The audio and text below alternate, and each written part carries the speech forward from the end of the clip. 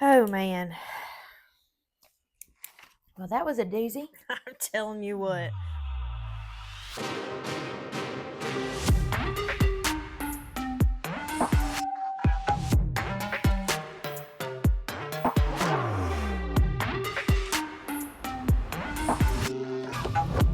Welcome to Press Play again. Two roommates, one remote. The Rewatch podcast where we dive back into the shows and movies we couldn't stop talking about in college and probably still can't.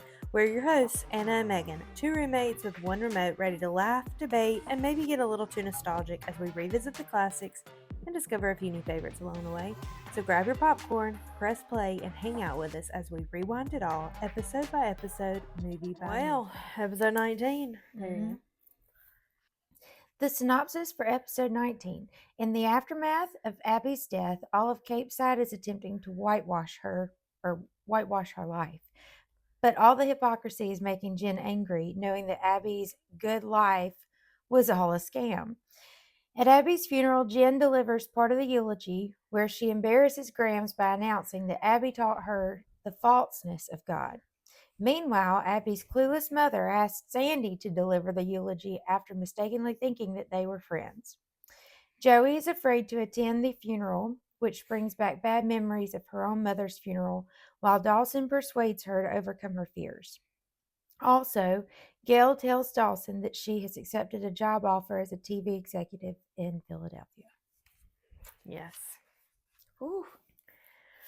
This episode aired on May 5th, 1999. It has a popularity rating of 81 out of 128 and an IMDb user rating of 40 out of 128. So, how did you feel about it? I don't even know how to start this one. Yeah, I don't know. It leaves you in a weird place, at least for me personally. You have some funny moments, yes. You've got some serious moments on the other hand. And it's about someone that you don't like. You understand why people are trying to say what they're saying to be nice. I don't know. Yeah. It's just... Yeah. I don't know. Nobody that I don't remember having somebody that truly hideous in school with me.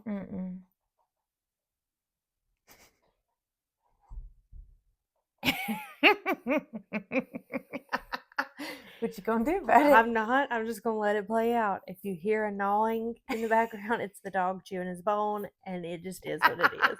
Because he's the most stubborn dog on the face of the planet, and it's not gonna stop. That just means he feels comfortable.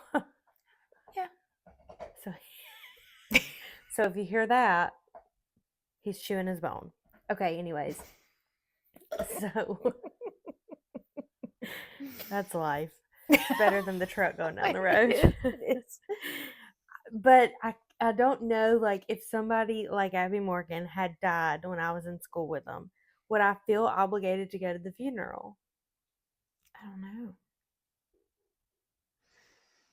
And then it's like, okay, Abby's mom said to Andie, she talked about you all the time, but then you see what she writes in her diary. It's like, which is the real side of Abby? Like, what? I don't understand. I don't know. I feel like journals and diaries, though, sometimes you can write down like something completely outside of what you really feel. For sure. Just to get it out. Yes. So there's a part of what Abby had in the diary that may not that was not even a secret. That's how she acted out in the real world most of the time. It is, but some of it, I think it's somebody that, like, if your mom was on your last nerve and that's the way you vent it, you would say the horrible things you put in there. So I don't know. But I think that she did. I do think that she deep down liked Andie. Yeah. Just from the little things we saw between them. So it's not shocking that her mom looked at Andie as Abby's friend. Well, it also led me to think or to wonder. I mean, I would assume that she'd met Jen at some point, like the mother had met Jen. But other than that, I wouldn't know that her mother had met anybody else. And maybe because they took Andie home that one morning, and that might be the only friend of Abby's besides maybe Jen that she ever saw or met. So how was she to know? Yeah. Ugh. This is a hard one to talk about because it's like, okay, well, let's just start with how it opens. Dawson and Joey are on a high from kissing again, and so they're going back to his house. They climb up the ladder, and as soon as they get through the window, there is Jen, Oh, gosh. distraught, sitting on his Yes. bed. Once again, he is a safe place for these people, and that's where they go to. And I did note that when she finally gets it out, what happened, Joey is the one that Yes. immediately comforts her. Dawson is in shock. Rightfully so. He didn't do anything wrong, but Joey is the one who puts everything else aside and just comforts her. Well, out of the two of them, we're led to believe, because I don't know of any deaths that close to Dawson that he would have ever experienced. So the only one to have been touched by a similar situation in this moment would have been Joey. Joey, yep. So that was pretty devastating, though. I mean, Jen is a little bit still in shock herself, just because it was the same night. It just happened. But they go to school the next day, and it's like there's a cross between people are going about their lives because nobody really liked Abby. Yes. And then it's like, oh, shoot, we should be in mourning because a classmate has just died in a pretty terrible way. But Are you talking about like kind of the way they turn and look at her, or just? Well, it's like, not oh shoot, she's walking by, we need to pretend we're on mourning. yeah. It's just like this balance of like, we go about our lives Mhm. because no one actually liked Abby, but then it's like this traumatic thing that actually happened, and they have these grief circles in classrooms, and nobody wants to say the harsh thing that actually no one liked her. And but it's all silent and awkward, and you've got Pacey's picking at his teeth and Jack is just rubbing his nose because they don't care. I mean, as harsh as that sounds, Abby made their lives miserable every chance that she could. And so now, I mean, do you fake it and just pretend that you're upset she's gone? I don't know. It's like people are already having to pretend like they're acting like she was nice when she wasn't. And then, it's an awkward situation. It is. And Andie tells the teacher that she was always so alive and she had a great spirit. That's a pulp face lie. Yes, she it did is. not have a great spirit, No. and she was alive, and now she's not. Yes. Period. But Jen is annoyed by that and gets up and walks out. Proceeds to tell Andie to her face that it was her fault because she kicked them out of the wedding. She blames her. And it was not the right thing to say, obviously, and it No. was not Andie's fault at all. But I sympathize with Jen because, and she says it later in the episode. It was a very mature thing where she says, "I was just lashing out and placing the blame on everybody else around me because I didn't want it. I was scared. I'm the one to blame." She blamed herself, and again, not her fault either. No. Abby is about as stubborn as that dog right over there. Yeah. She's doing whatever she wants. She was going to do all of that if Jen had been with her or not. Correct. So it was pretty brutal though. And in my mind, in my recollection, I thought that I thought that Pacey confronted Jen about blaming Andie, but that was all in my head. He did not do that, obviously. He just says, I can't believe Jen would blame you for it. But in my head, it's like I remember, and I don't know, maybe that happens at some other point for some other reason. But in my head, I thought Pacey went up and confronted Jen for blaming Andie for that. But didn't happen, so it doesn't matter. But I could see that happening though. I know. Yeah. But when he told Andie after she gets asked to write the eulogy, and he's like, well, just say that she was a great person and whatever all he says, and she was like, you want me to lie? And he's like, what? It's either that or say what a witch she actually was. Yes. And she's like, well, I can't do that either. It's like, okay, well, then what are you going to do? I Mhm. do think, skipping ahead, Andie's speech was perfect. It really was. It's about as much as you can Uh-huh. flip or fluff up saying something nice about a Uh-huh. horrible person. She challenged me. She was so horrible to me. She challenged me and Well, made me yes. stronger. It's I feel like it's almost sets the wrong tone about it, and it feels bad to be even laughing about this. It's the way that they set it Well, up. she's alive in real life. It's I fine. know, just trying to be respectful of the dead.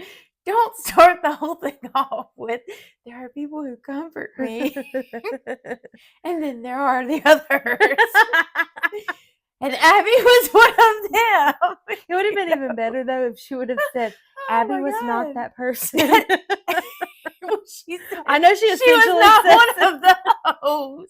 It's just, oh my gosh, because she goes up to say all this after Jen has just basically said, she taught me that there's no God and that this place is all a What? joke. I know. And it's like, she taught me how to take a tequila shot with one arm by my back. That's not real hard. Well, the priest is over here.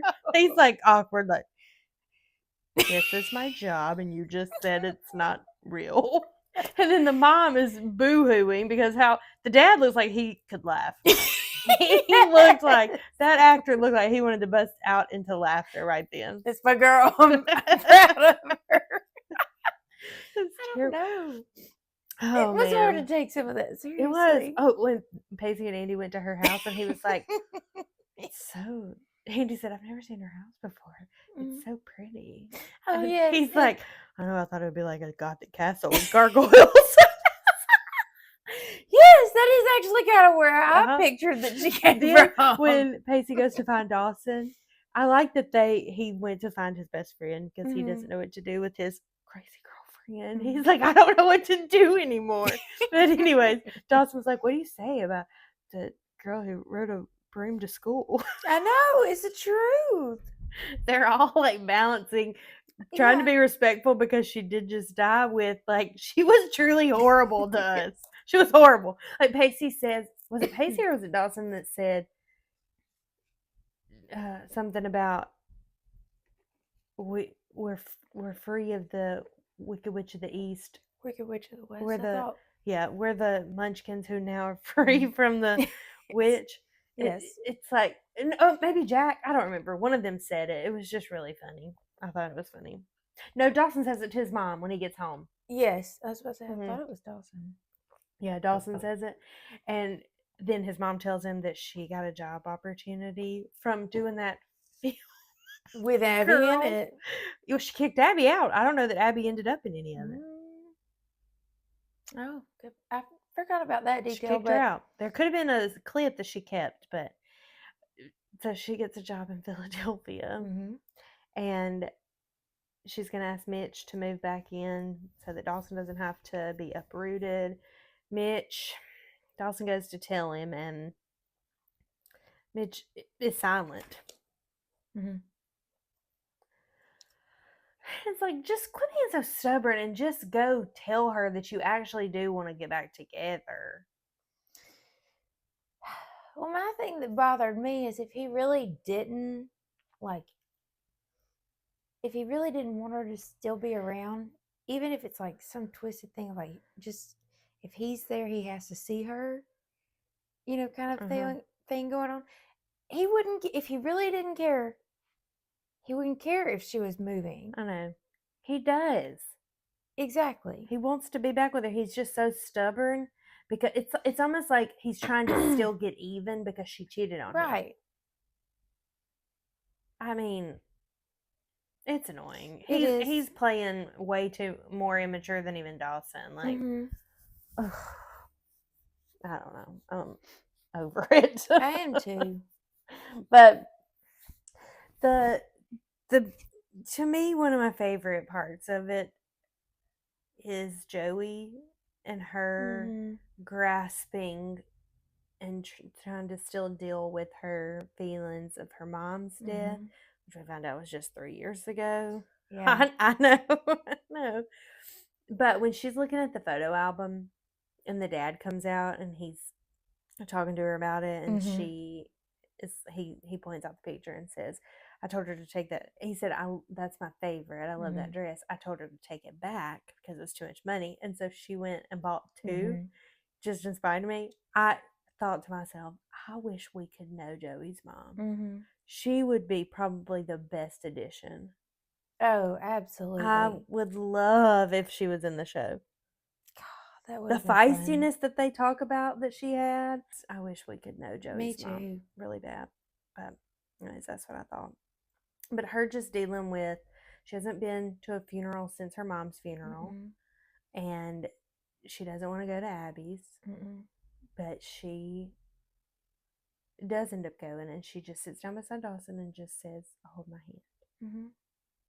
But she also hasn't even been back to her mom's grave since then. So Dawson walks with her to her grave, and they take some flowers, and it's very emotional. Yeah, that one had me tearing up. Yeah, it's sad that, I mean, it would be hard not to think about like all the things that you're missing. You know, I watched a show and the dad had like a terminal illness, and the wife was about to give birth. And so he was just trying to hold out long enough to hold his baby girl.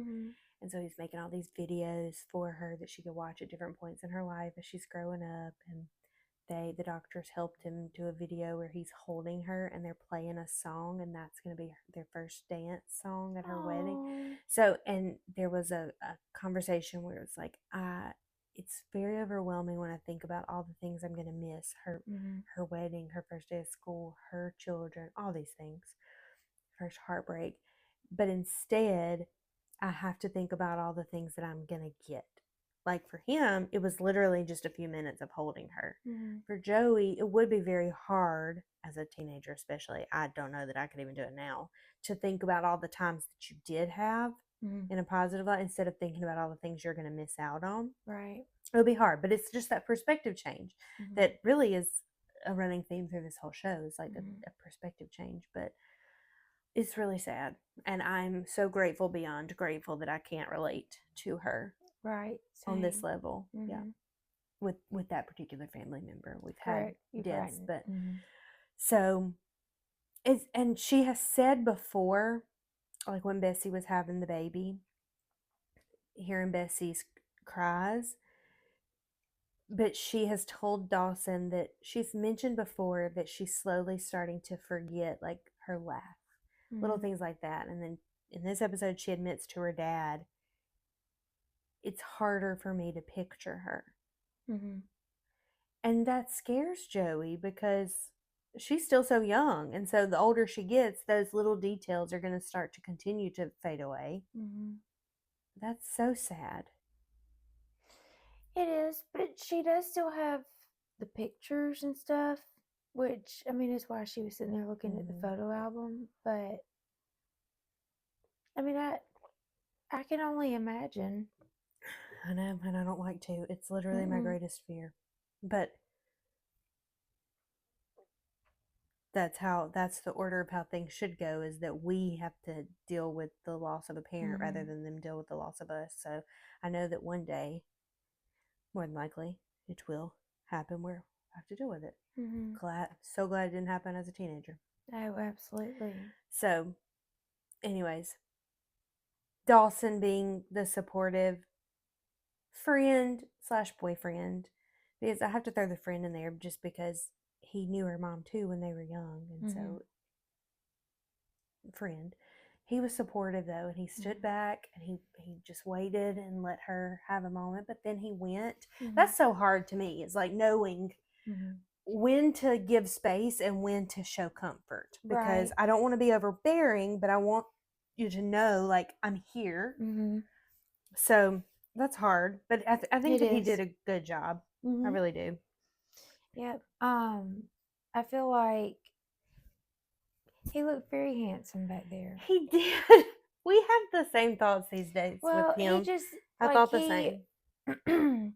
he had this very like pallbearer Mhm. stance about him, but it really came across as just super respectful and strong, and like he was just kind of waiting until either she was finished or that he would be helping her next. Yeah.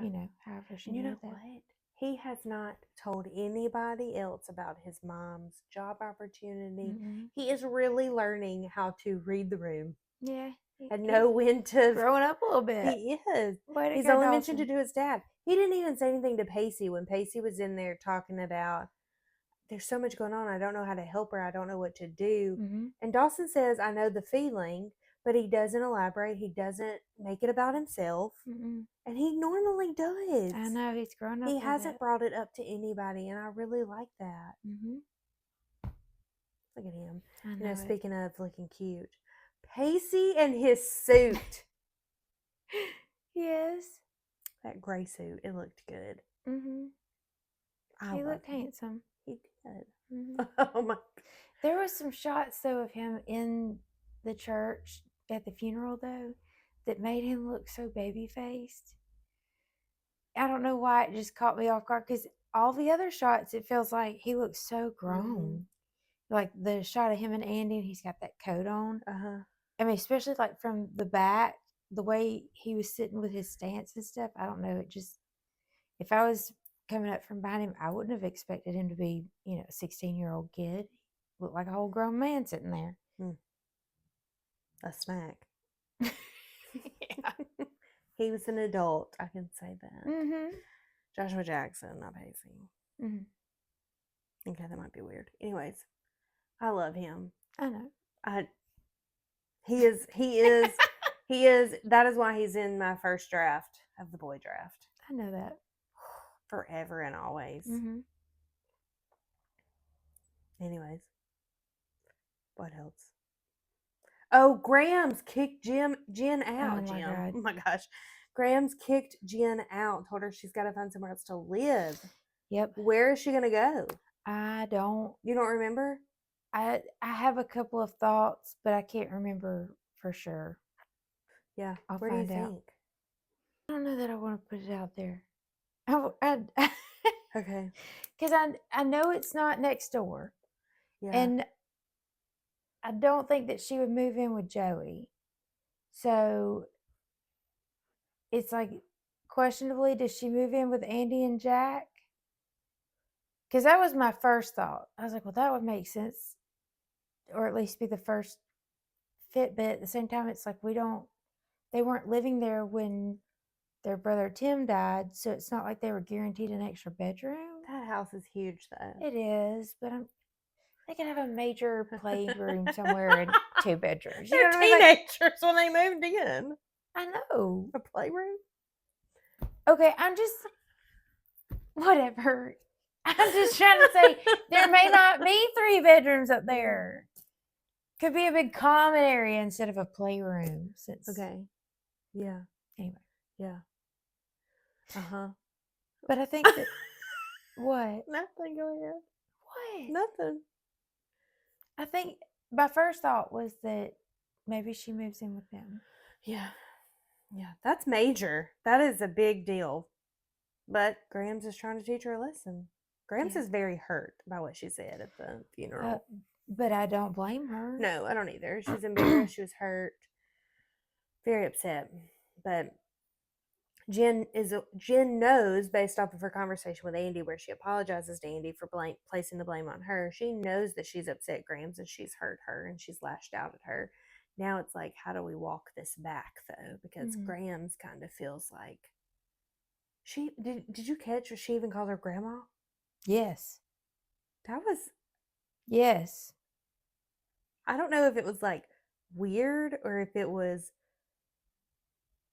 pulled on the heartstrings, like showed how much she was trying to get her attention. I don't know. I wasn't expecting it. I know. I don't know. It's kind of weird, but we'll see how that one goes. I know. And I mean, there's a part of you, or at least a part of me, that would think oh my gosh, I can't believe that Graham's got to the point that she kicks her out. But I totally see her point of view in that, like, if being here isn't helping you be better and it's just wasting your time being rebellious towards me, figure it out. But at the same time, am I mistaken? I thought that Jen was making comments about living somewhere else at their earlier conversation at the house. But she was drunk when she was making those comments. Right, but now that's like, the first mention of this, and then Graham's is like, all right. Yeah, you want it. Let's have it. But now Jen is like, oh, shoot. Yeah. I don't think Jen was expecting that. No. Some real tough love. Mm-hmm. It pays off. It does. It pays off. But, I mean, Jen is, I think she gets the award this episode. However, well, no, because Andie is already in therapy. I was going to say, however, Andie is seeing dead people. So, this is true. But she's already in therapy. Yeah. Well, she just needs to talk about it. Yeah, she doesn't, though, because the dead person she sees next is going to be like, don't tell her. She thinks you're crazy. Like, ooh. Oh, I forgot about this. Mm-hmm. Yeah, okay. It's about to get real dramatic. I was just thinking for a split second it was just like a, ooh, in the back of her mind, but okay. That was just the beginning. I forgot about this. Her and Pacey have the conversation that we talked about previously where she says, I don't want our roles to be cemented where you're always saving me and I'm the crazy girlfriend. Well, I'm afraid we're there. Yeah. I think that ship has sailed. I think it's done. Yeah, because now you see dead people and he's got to come save you from that too. Mm-hmm. This is so insensitive. I'm so sorry. This whole episode is insensitive, but it's about a very insensitive person. True. True. And it is fictional, don't forget. So what a relief. I tend to forget sometimes. Yeah, I have to remind you. Anyways, what do you have anything I know that we really kind of 30,000 foot glazed over it, but well, I mean, let's not forget that our last scene is that Andie has snuck into their house. Dead people. Well, but the reason why is to go get the diary. To save her mom so that the mom doesn't read her daughter's horrible thoughts. Yes. Some of which are talking about her mom.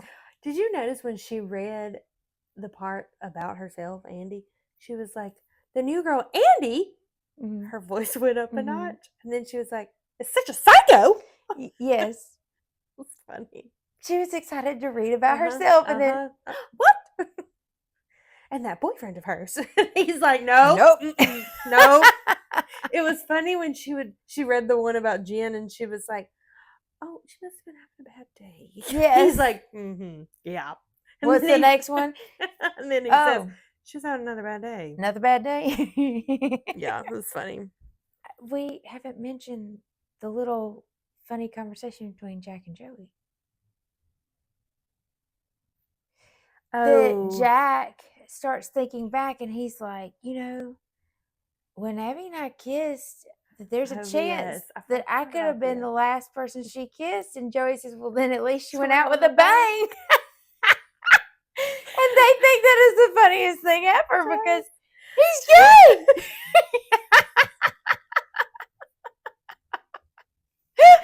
That just makes them laugh. They were cackling. It was a really sweet scene. Yeah, it was not meant to be ugly. It was just humorous. So I appreciated that scene. It was good.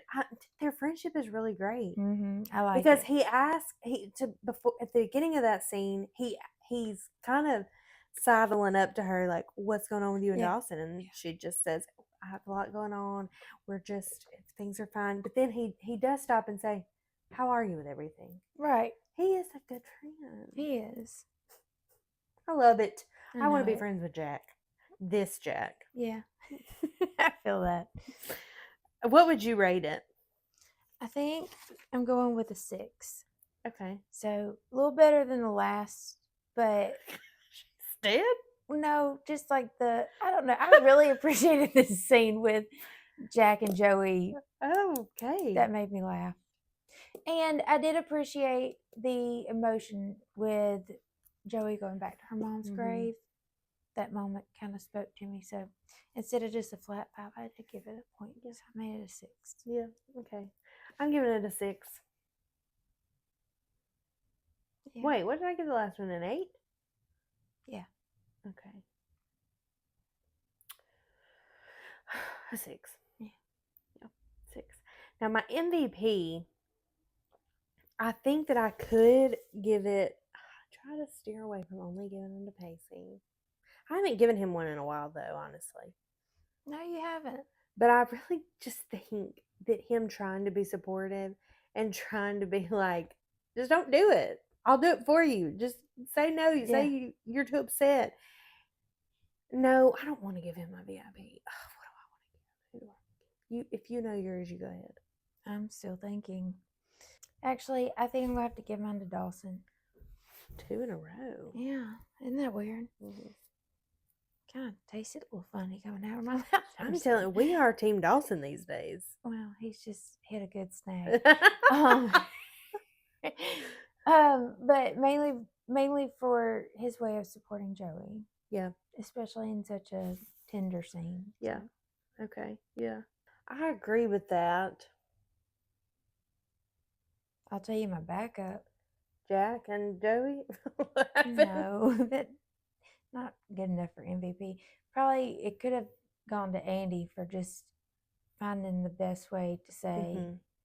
And I agree. I'm going to go with Andie because not only does she do that and find the best, most respectful way to deliver that, she also did not lash out at, I almost said Peyton. I do that a lot when it comes to Jen because she is like Peyton's daughter.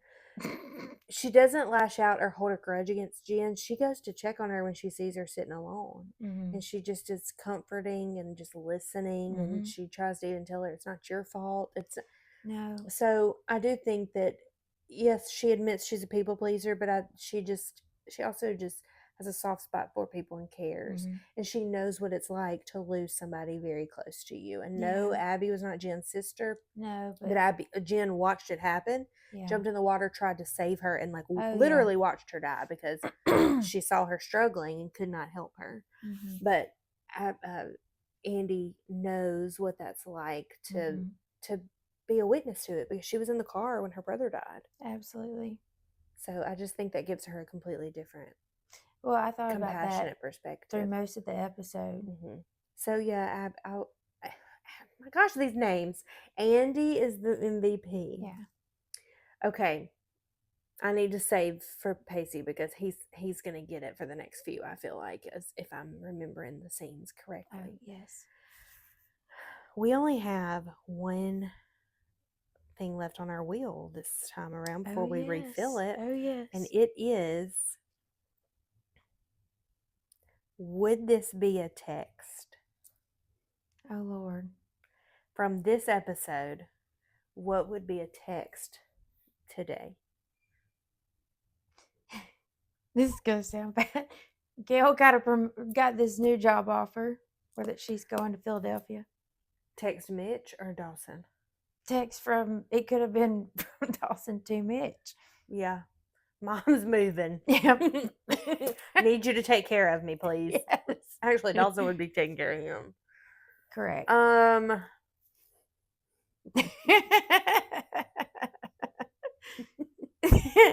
That sounded terrible, I'm sure, but no, it could have been a text. Yeah, I think so too.